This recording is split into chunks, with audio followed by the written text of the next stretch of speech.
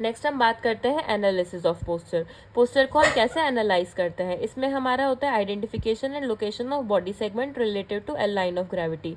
इसमें हम plumb line का यूज करते हैं to represent LOG. Postural analysis में be perform using radiography, photography, EMG, electrogoniometry, force plate और 3D कंप्यूटर एनालिसिस।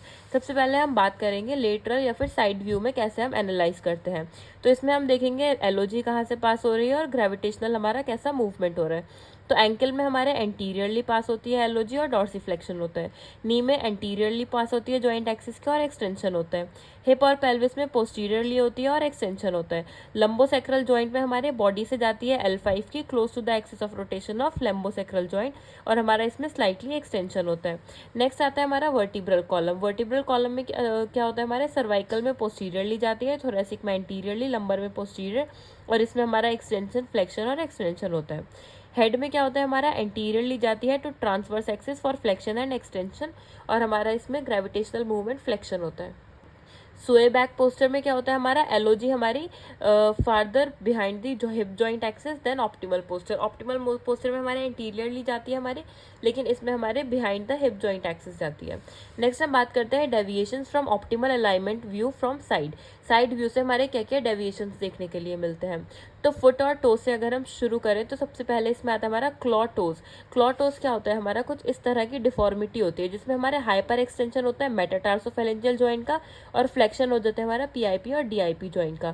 कैलस की थिकनिंग हो जाती है एपिडर्मिस की और फॉर्मेशन हो जाता है हमारा dorsal aspect of flexed feelings affected all toes. ये हमारे सेकंड टू फिफ्थ टो को अफेक्ट करता है। नेक्स्ट आता है हमारा हैमर टो डिफॉर्मिटी। ये कुछ इस तरह की होती है, इसमें हमारे मेटाटार्सोफेरेंजियल जॉइंट का हाइपर एक्सटेंशन हो जाएगा और डीआईपी जॉइंट का हाइपर एक्सटेंशन हो जाएगा और पीआईपी जॉइंट का हमारा फ्लेक्शन हो जाएगा। इसमें हमारा कैलस सुपीरियर सरफेस में फॉर्म हो जाता है ऑफ पीआईपी जॉइंट। नेक्स्ट हम बात करते हैं नीज की। अगर हम साइड व्यू की बात करें तो इसमें हमें फ्लेक्स्ड नी पोस्चर और जेनो रिकर्वेटम देखने के लिए मिलेगा।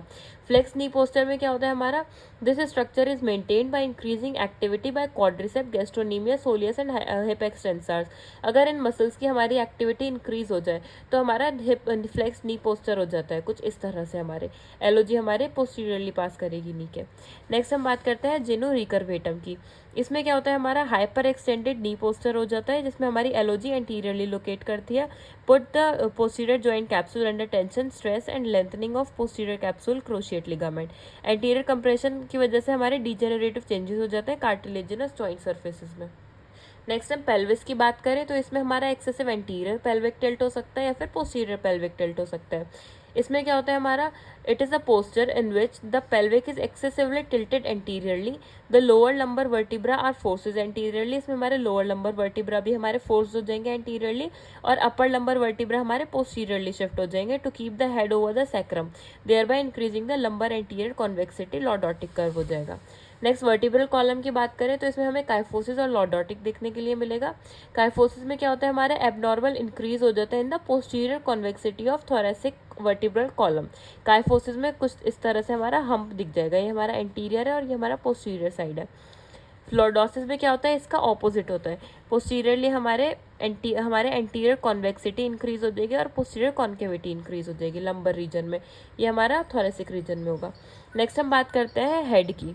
हेड में क्या होता है, हमारा फॉरवर्ड हेड पोस्चर हो जाता है। इसमें एलओजी हमारी एंटीरियरली लोकेट होगी, फ्लेक्शन इंक्रीज हो जाएगा मूवमेंट, जिसकी वजह से क्या होगा, हमारे constant isometric muscle tension increase हो जाएगी to support forward head posture. इसमें हमारा फॉरवर्ड हेड पोस्चर हो जाएगा।